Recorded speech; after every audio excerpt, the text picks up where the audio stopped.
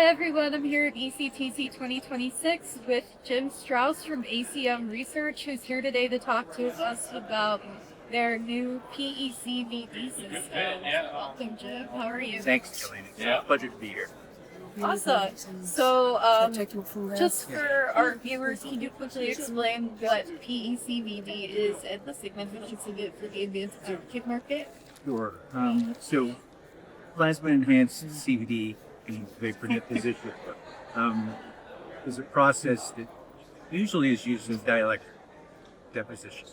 So, oxygen, nitrogen, and in this case, silicon carbon nitride. Silicon carbon nitride is an interesting thing. It has a lot of very desirable characteristics. And it's really, we introduced the tool for back end line processing. But what we found is that it has some real positive attributes for the packaging, specifically for hybrid bonding and wafer-to-wafer bonding, and being a very good diffusion. So copper typically wants to go someplace everywhere, right? It's very active. But silicon carbon nitride stops it from diffusing into other failures or other areas. So it's very, very effective. It's interesting, yeah. So I know that ACM has a rich history of cleaning, but it's awesome that you guys are really turning it to the city market. Yeah, we actually introduced PECVD about 3 years ago. Oh, wow, okay. But this most recent introduction of silicon carbon nitride, we think is a really good opportunity for us to grow and to provide real value to the customers. Yeah, so could you tell me about what types of customers and applications you're targeting with this new system? Yeah, so again, it's really introduced for back-end line processing. And now we have moved it into silicon carbon nitride for wafer level packaging, specifically again for hybrid bonding and wafer bonding. Very effective. And then when I was doing some research on this new tool, I noticed that it was a 3-station tool. And so can you explain the significance of that, the 3-station versus the 5-station? And yeah, so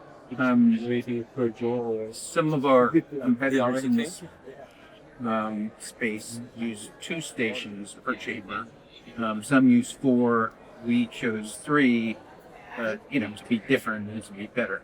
But what we found is we get the best control, thinner films with 3 stations versus any other configuration. So you can really control a very tight uniformity, deposition, speed, and everything that you need to be able to get the right film. So 3 layers is the best of all. 3 layers. How did you guys determine that? What was the process like? Yeah, I wasn't in the lab doing the work, so I don't really know what their process was. But we have found customers very happy with the approach, and they're eager to give it a try. Okay, awesome. And then can you talk to us a little bit about the significance of that film and how it furthers innovation in advanced packaging? Specifically for packaging, again, I think the main use of it right now is for actually the bonding layer between wafers, between wafers and another substrate. Again, very good in diffusion layer. It's very good maintaining structure. So very rigid film, not to the point where it cracks, but to the point where it really holds its form and shape, so that the bonding can take place and it's already made screw. Yeah, and that sounds like the challenge in and of itself is configuring it to things.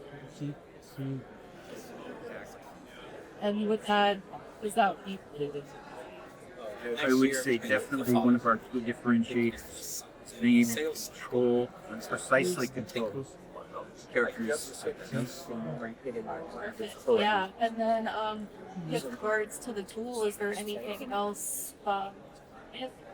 So we can configure the tool again with 3 stations per chamber. We can configure it with 3 chambers or 5 chambers. So for a very thin film, you'd probably go with 3 chambers because you don't need that extra throughput. For thicker films, you're probably going to configure it with 5 chambers, and again, that will improve your throughput versus the 3 chamber.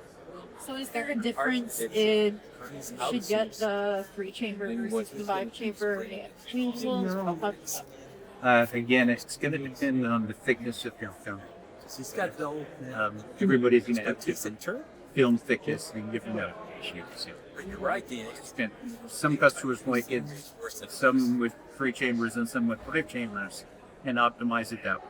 Okay, so for example, like 3 film might be better for automotive, per se, or 5 might be better for. Is that how it works, or? Yeah, I wouldn't break it up that way. I would Okay. just say it's really just film thickness dependent. That's it. Okay. Okay. Well, thank you so much for your time.